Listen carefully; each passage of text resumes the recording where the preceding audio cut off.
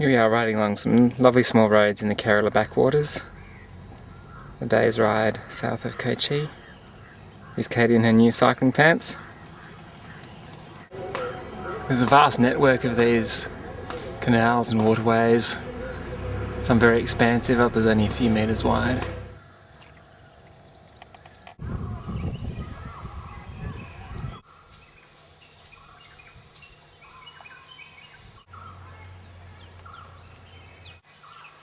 It was a pretty hard slog getting here, 1,000 metres gain in elevation over about 15 kilometres, and I think most of the trip was about 30 degrees Celsius or even hotter.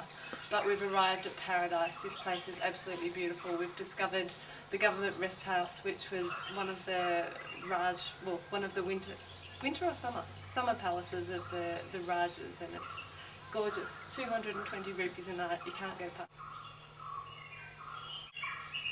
This is our little bedroom.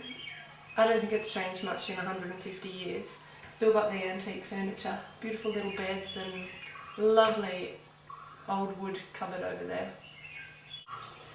And this is the view out our back door, a nice change from coconut trees. We're well into the forested area here.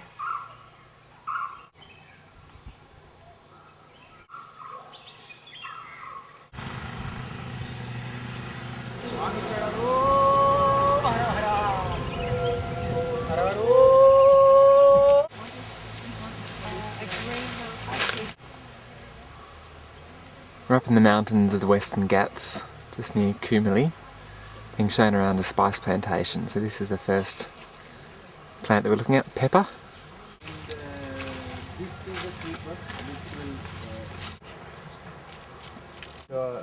This is chiku fruit. This is coffee flowering. It's dried. There is one particular knife for cutting this rubber tree. And here's the chocolate tree, the cocoa. That's our turn. Unfortunately it's not laden with Mars bars as we'd hoped. Fully dried. It's early morning and we're in the Periyar National Park, up in the Western Ghats of South India. We've been driving since about 5:30 this morning in the dark. I've already seen a wild Indian elephant with calf, a couple of Ngiri langurs and a giant squirrel, so it's a good start to the day.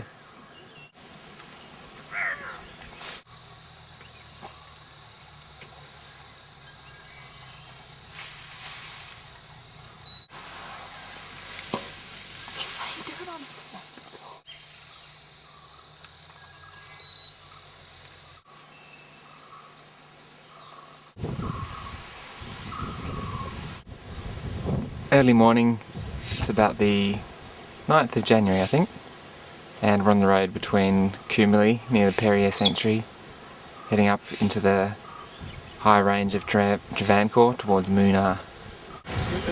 The first chai stop of the morning, or coffee. It's one of these small little mountain towns along the way.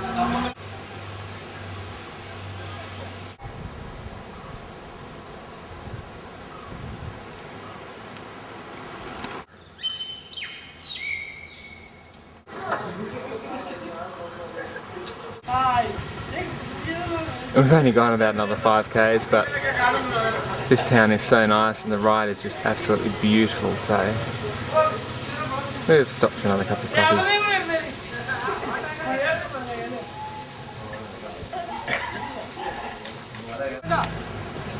Very colourful trucks in this part of the world.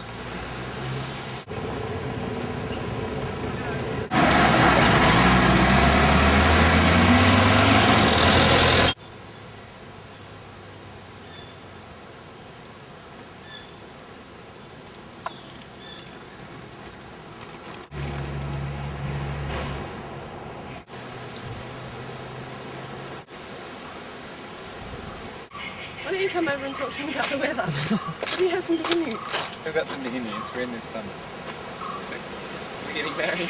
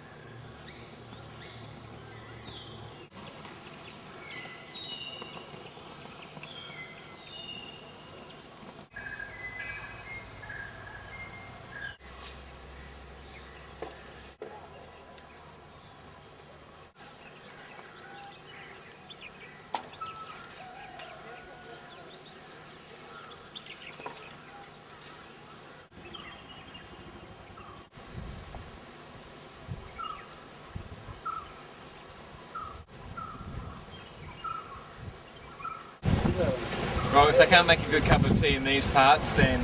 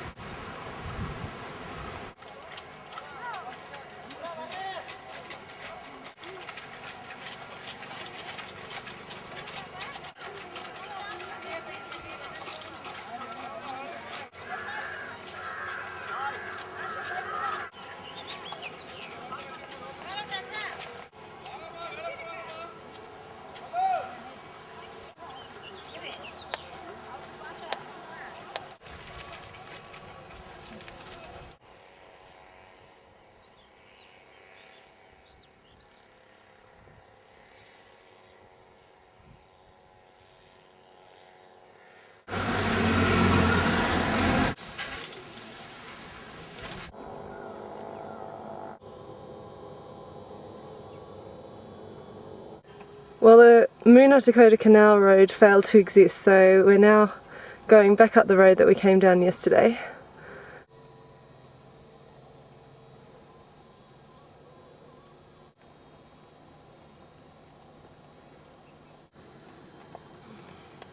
Morning!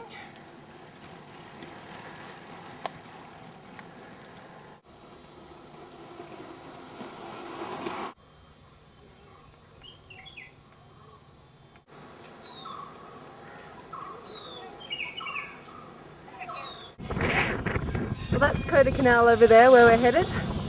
But first we've got to head right down the mountain and then straight back up again. This is the border. Some fantastic indie pop going on behind us. This is our descent, dropping over the eastern side of the Western Ghats between Moona, heading down to a town called Tenny. And I guess we'll decide there whether we go right the way back up again, up 2,000 metres Dakota Canal, or maybe try and get a vehicle to do that for us, or maybe continue to Magi.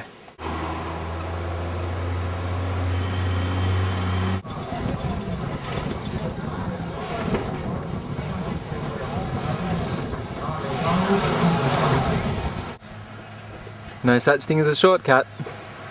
So we lost about 1,500 metres coming down the escarpment from the Western Ghats to Tenny, and rather than cycle up again to Dakota Canal in a little short of time, we managed to persuade this Jeep driver to take us, but now we've got a puncher.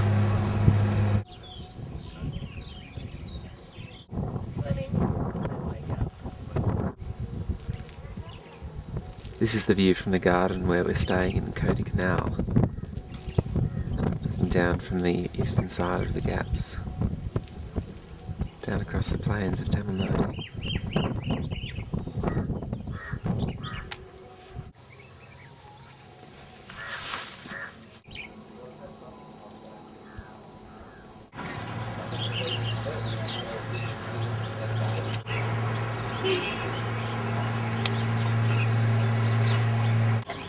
Well, I think this might be the last time that we'll feel a chill in the air for a while, so we're really making the most of it. A cup of morning breakfast chai, it's about 7 o'clock, and we're heading down the mountain to Magi, where I think the temperature's going to increase by about 20 degrees.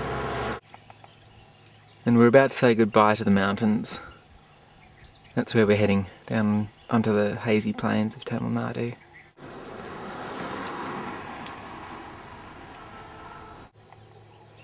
Just enjoying one of my last few breaths of fresh air before we descend into the haze.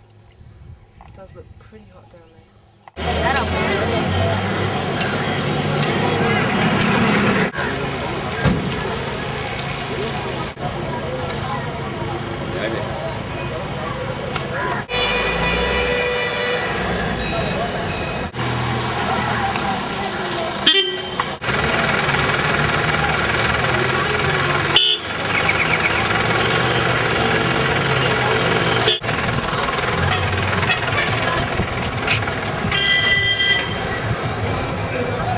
This is Mr. Samidas, who despite some technological disadvantage and perhaps a bit of age on his side as well, he's kept up with us for the last maybe 5 kilometres. Kept up, he overtook us. He overtook us actually, he's been racing ahead, big smile. Very good. Competitive spirit. Australian. Very good Australian.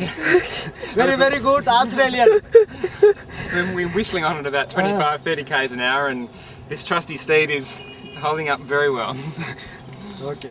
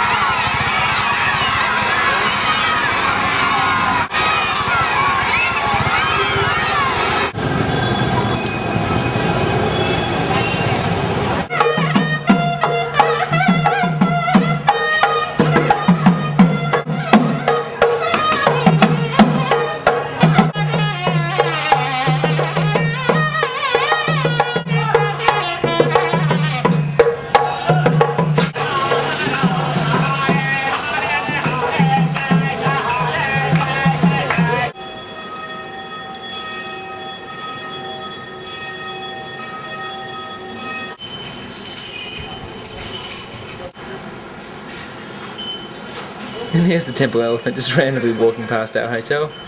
Back on the highways again, this time the NH7 heading south from Madurai towards the Cape and the Kamari.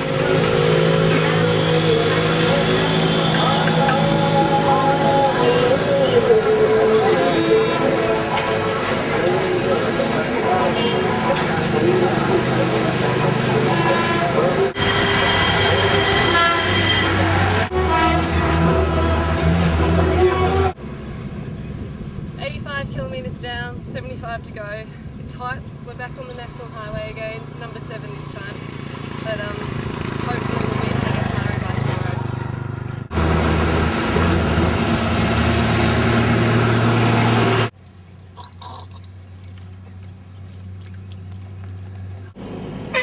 The most important routine of the day. This occurs about 5 times every day actually. Nice plastering around the ground.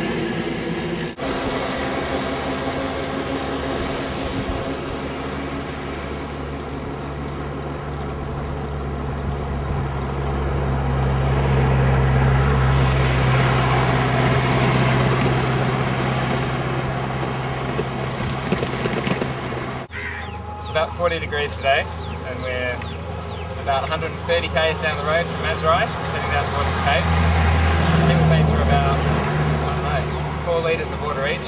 So this is our trusty cat and iron water filter, which is the best part of our equipment. Dangerous places. Yep, it's pretty hot. But it's a dry heat, so just drink lots.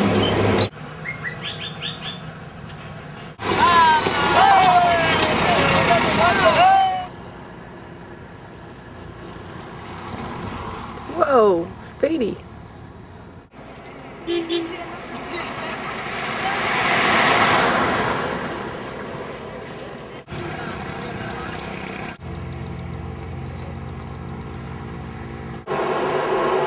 Roadside snacks, Tamil Nadu style, always served on a banana leaf.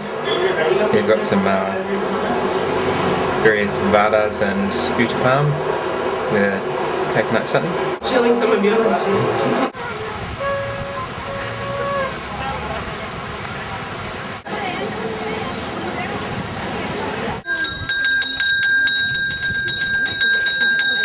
So our trusty steeds have got us here. Missy Marsala and the Black Sadu got us to the southernmost point of India.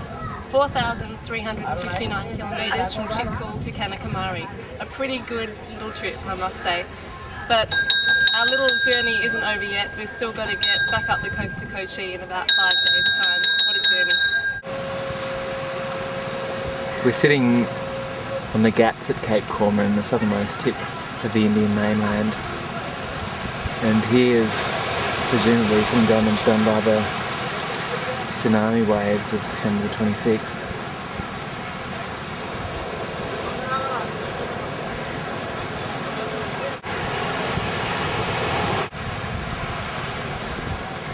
It's a pretty important point for Hindus, and a lot of pilgrims come here to bathe in the waters and visit a couple of the temples.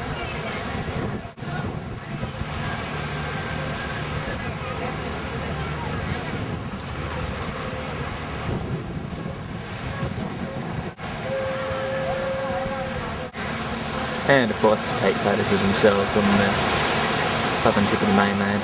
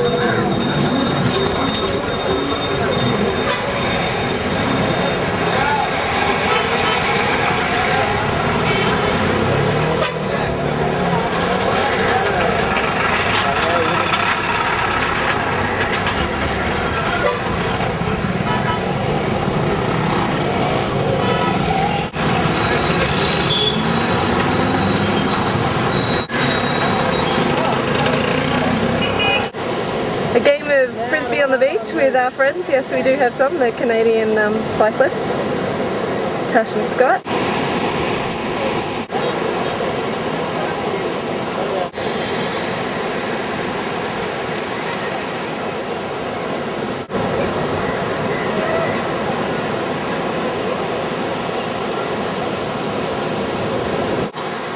Flip me around, all the way around. All the way around. Yeah!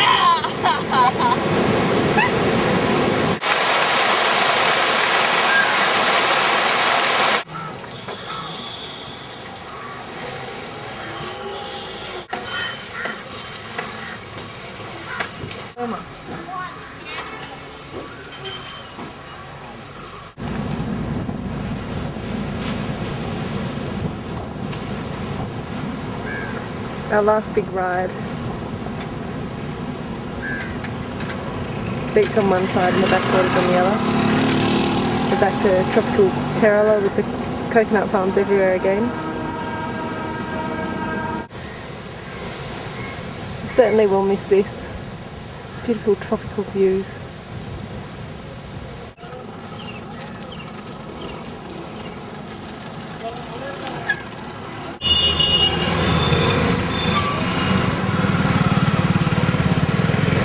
The beasts of the road having a little rest before they set off to terrorise the national highways. They look so calm and sedate.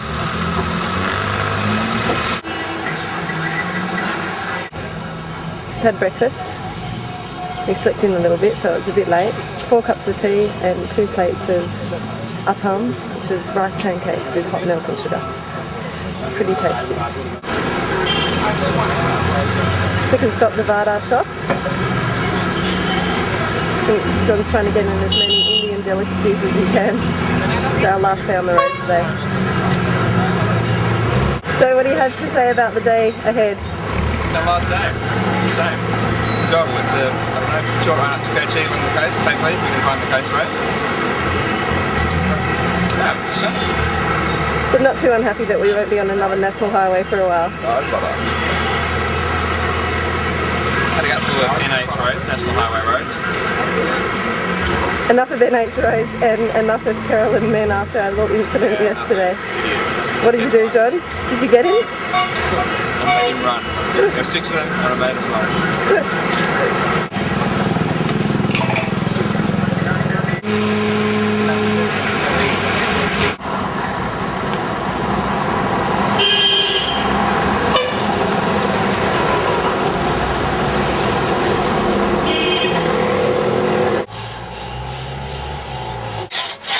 Mary has requested a couple of pieces of Indian wood to make us our wedding gift of some beautiful wooden pebbles. So here we are. I think the piece might be a little bigger than warranted, but we'll see.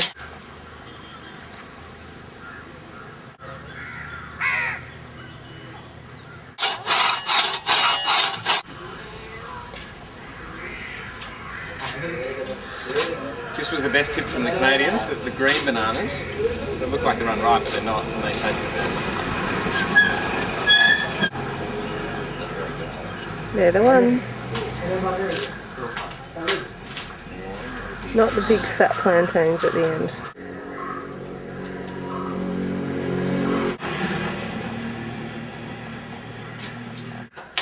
Well, this is about as smoky and dark as the Darba's going to get, so if you follow our theory that the darker and the smokier the Darba, the better the food, then this would be pretty good putu. This is putu, which is a steamed rice and coconut sort of cylinder. Sometimes served with curry, sometimes served sweet with sugar and bananas. This is more like it. A nice quiet beach road.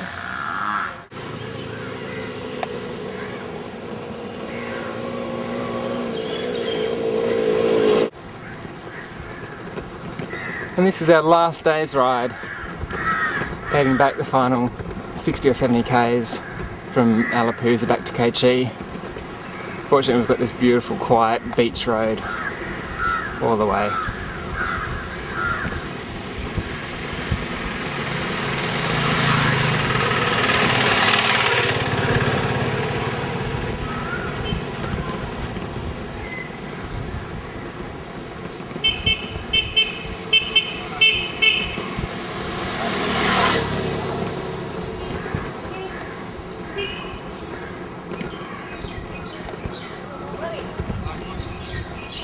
Morning.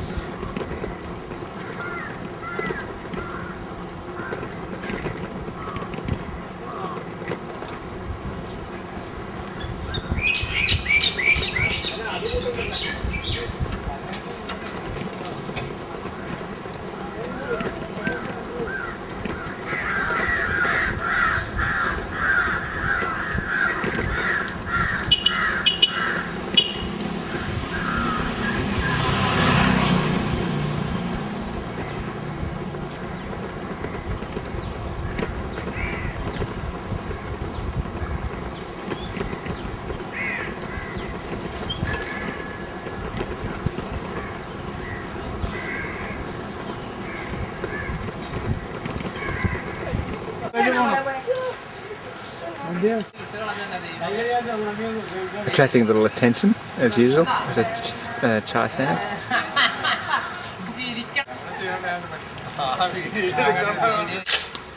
So we've come full circle. Time to pack up again and get creative with a bunch of cardboard that we bought from the cigar manufacturer. Here we are in the courtyard at Key Mansion in Katy, trying to work it all out again.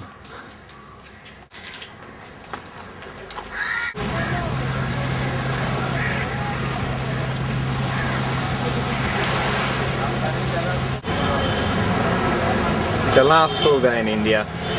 We're in that Ernakulam, buying some little metal tiffin carriers as souvenirs for the families.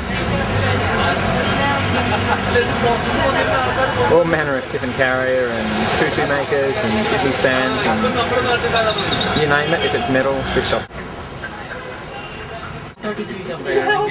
It can be used.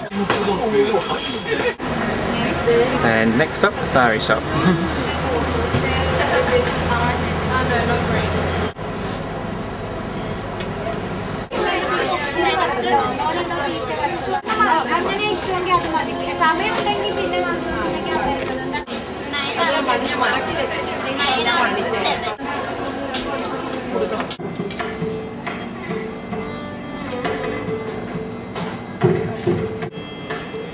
Okay, Chuk, your last night in India.